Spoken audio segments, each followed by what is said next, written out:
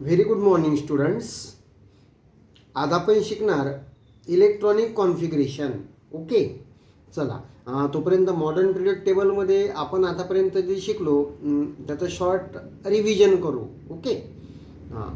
Modern periodic table कुणी तयार केला? Henry Moseley. What he did? He arranged the elements in the increasing order of their atomic numbers. कशाच्या increasing ऑर्डरनी केलं? Atomic number. He arranged the elements in the increasing order of their atomic number. Right. आता atomic नंबरची definition तुम्ही 8व्या-9व्या वर्गात शिकले आहेत बघा. ॲटॉमिक नंबर म्हणजेच काय? The number of electrons, the number of electrons present in the atom. Okay. Atomic नंबरवरून आपल्याला कशाची माहिती मिळते? त्या ॲटममध्ये किती इलेक्ट्रॉन्स प्रेझेंट आहेत त्याची माहिती मिळते. ओके. आता ॲटमचं स्ट्रक्चर सांगा. रुदरफोर्ड्स ॲटॉमिक मॉडेल. ॲटममध्ये सेंटरला काय असतो? न्यूक्लियस. राईट. न्यूक्लियसमध्ये कोण प्रेझेंट असतं? Protons and neutrons are present in the nucleus.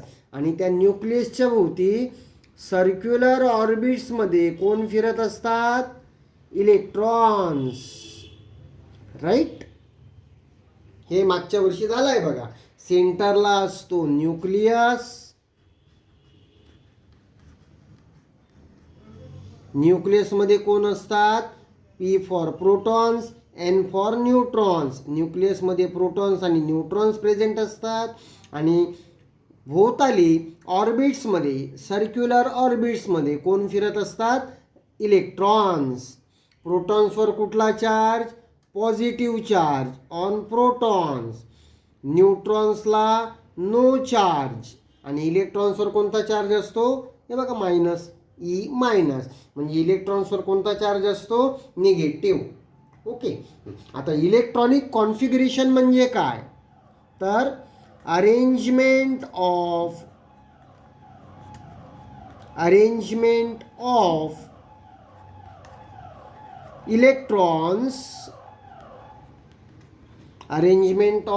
electrons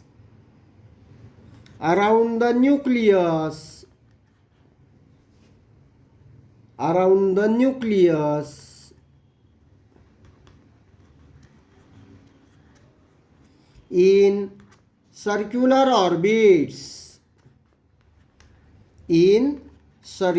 orbits is called as electronic configuration. परत एकदा. Arrangement of electrons around the nucleus in circular orbits. ऑर्बिटला दुसरा वर्ड आहे शेल्स. ओके. हे जे न्यूक्लियसच्या भोवती काढलेलं आहे याला काय म्हणायचं आहे? ऑर्बिट किंवा शेल्स. आता या ऑर्बिट्सला नावं आहेत. Names of orbits are named as K orbit, L orbit, M orbit, N orbit, K shell, L shell, M shell and N shell. Also they are numbered as K shell ला number 1 म्हणजे first orbit. याच्या भोवती दुसरं orbit म्हणजे L shell. हे बघा, second shell झाला असेल तर त्याचं नाव आहे एल शेल आणि नंबर काय द्याल? 2. तसंच त्याच्यावर थर्ड शेल किंवा थर्ड ऑर्बिट असेल त्याला काय म्हणायचं? M shell, number 3. त्याच्या आणखी वर एक ऑर्बिट असेल तर त्याचं नाव एन शेल आणि नंबर 4. ओके. आज आपण शिकणार फर्स्ट शेलमध्ये जास्तीत जास्त किती इलेक्ट्रॉन्स राहू शकतात, सेकंड शेलमध्ये जास्तीत जास्त किती इलेक्ट्रॉन राहू शकतात, अगदी तसंच एम आणि एन शेलमध्ये जास्तीत जास्त इलेक्ट्रॉन्स किती राहू शकतात. Okay. So today's topic for the discussion is maximum capacity maximum capacity of electrons that orbit can have,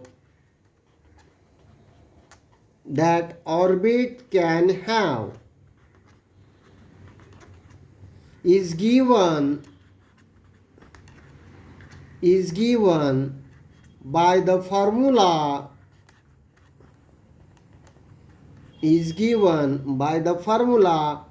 2n square. Okay, म्हणजे फॉर्म्युला काय आहे, कोणत्या ऑर्बिटमध्ये, पहिल्या ऑर्बिटमध्ये किती इलेक्ट्रॉन, दुसऱ्या ऑर्बिटमध्ये किती इलेक्ट्रॉन जास्तीत जास्त राहू शकतात, हे कॅल्क्युलेट कुठला फॉर्म्युला वापरून तुम्ही करायचं आहे, 2 × n स्क्वेअर. जिथे हा n म्हणजे काय आहे, it n indicates the number of orbit. Okay, where n indicate the number of orbit. आता आपण पहिला शेल घेऊ. पहिल्या शेलचं नाव काय, के शेल. एनची व्हॅल्यू तिथे काय असणार, 1. ओके, मग के शेलमध्ये जास्तीत जास्त किती इलेक्ट्रॉन राहू शकतात, किंवा फर्स्ट शेलमध्ये जास्तीत जास्त किती इलेक्ट्रॉन राहू शकतात, हा फॉर्म्युला घ्या. 2 आहे, 2 लिहा, इंटू एनचा स्क्वेअर आहे.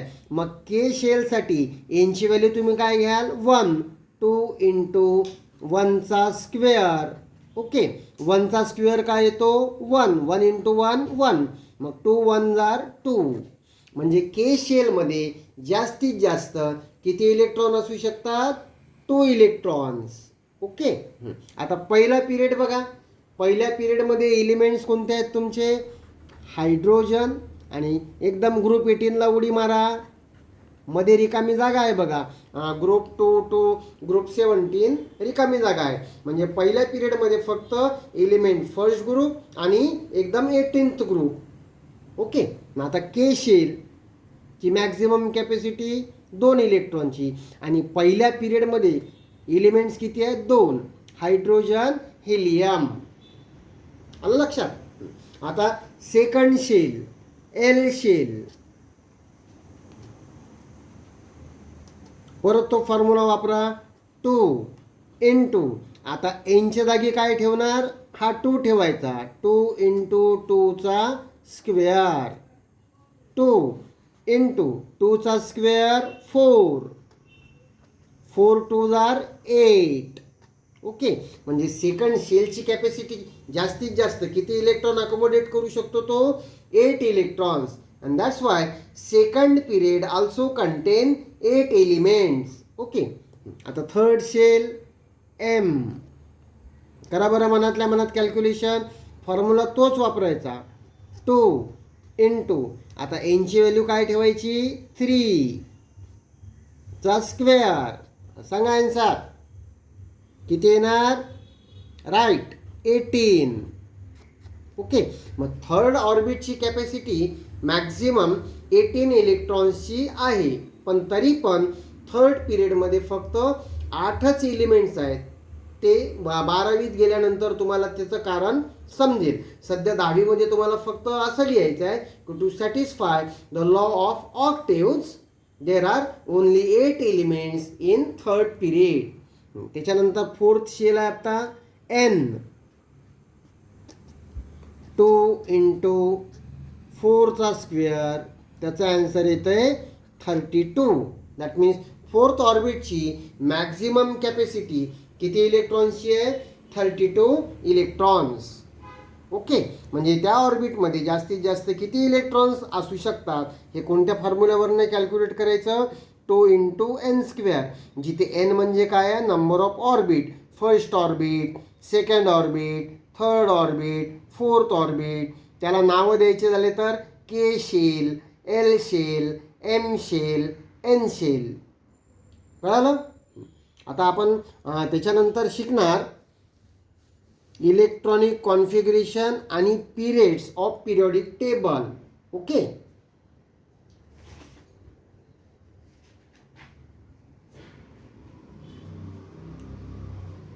periods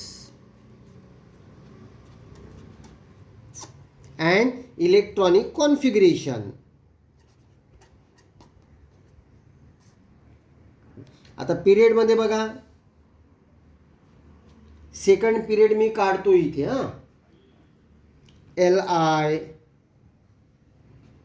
BE, त्याच्यानंतर मध्ये रिकामी जागा आहे 3 to 12, त्याच्यानंतर boron, carbon, nitrogen, oxygen, fluorine आणि निऑन.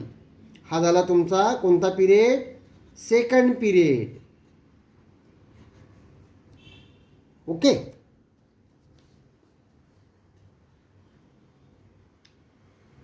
आता लिथियमचा ॲटॉमिक नंबर 3, बेरिलियमचा 4, बोरॉनचा 5, कार्बनचा 6, नायट्रोजनचा 7, ऑक्सिजनचा 8, फ्लोरीनचा 9 आणि निऑनचा 10.